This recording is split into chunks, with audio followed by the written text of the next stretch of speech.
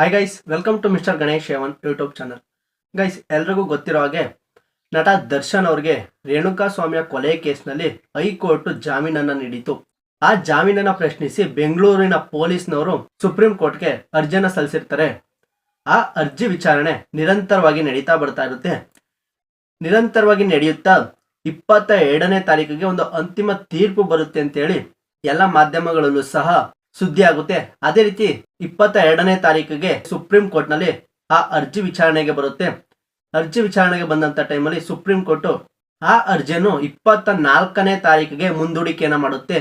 22ರಿಂದ 24ನೇ ತಾರೀಕಿಗೆ ಮುಂದೂಡಿಕೆಯನ್ನ ಮಾಡುತ್ತೆ. 24 ಅಂತಿಮ ತೀರ್ಪು ಬರುತ್ತೆ ಅಂತ ಹೇಳಿ ಎಲ್ಲ ನಟ ದರ್ಶನ್ ಅವರ ಅಭಿಮಾನಿಗಳು ಕಾತುರದಿಂದ ಕಾಯ್ತಾ ಇರ್ತಾರೆ.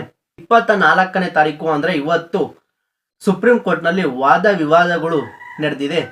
ವಾದ ವಿವಾದಗಳನ್ನ ಆಲಿಸಿದಂತ ಜಡ್ಜು ಅವರ ತೀರ್ಪನ್ನ 1 ವಾರಗಳ ಕಾಲ ಕಾಯ್ದಿರಿಸಿದ್ದಾರೆ.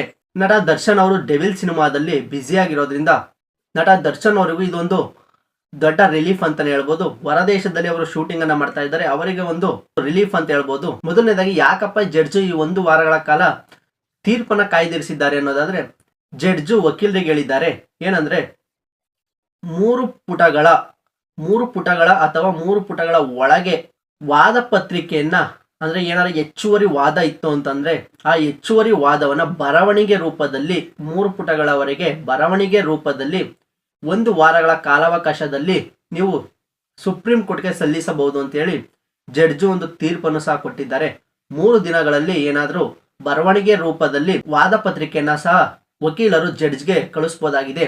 ಅದನ್ನು ಸಹ ಆಲಿಸಿ ಜಡ್ಜು 1 ವಾರಗಳ ನಂತರ ಅಂತಿಮ ತೀರ್ಪನ್ನ ಕೊಡ್ತಾರೆ. ಅಂತಿಮ ತೀರ್ಪು ನಟ ದರ್ಶನ್ ಅವರಿಗೆ ಜಾಮೀನು ರದ್ದಾಗಬೇಕಾ ಅಥವಾ ನಟ ದರ್ಶನ್ ಅವರಿಗೆ ಜಾಮೀನು ಮುಂದುವರಿಬೇಕಾ ಅಂತೇಳಿ ಅಂತಿಮವಾಗಿ ತೀರ್ಪನ್ನ ಕೊಡ್ತಾರೆ. 1 ವಾರಗಳ ಕಾಲ ಯಾವುದೇ ತೀರ್ಪು ಬರುವುದಿಲ್ಲ.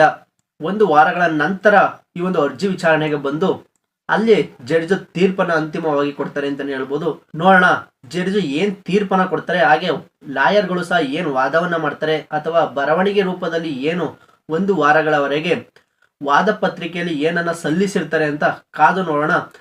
ಈ ಒಂದು ಕೇಸ್ನಲ್ಲಿ ಮುಂದಿನ ಅಪ್ಡೇಟ್ಗಳಿಗಾಗಿ ನಮ್ಮ ಒಂದು ಚಾನಲ್ ಅನ್ನ ಸಬ್ಸ್ಕ್ರೈಬ್ ಆಗಿ ಹಾಗೆ ಪಕ್ಕದಲ್ಲಿರೋ ಒಂದು ಆಲ್ ಬಟನ್ ಮೇಲೆ ಕ್ಲಿಕ್ ಮಾಡಿ ಅಂತ ಹೇಳ್ತಾ ವಿಡಿಯೋನ ಮುಗಿಸ್ತಾ ಇದ್ದೀನಿ. Thank you for watching guys.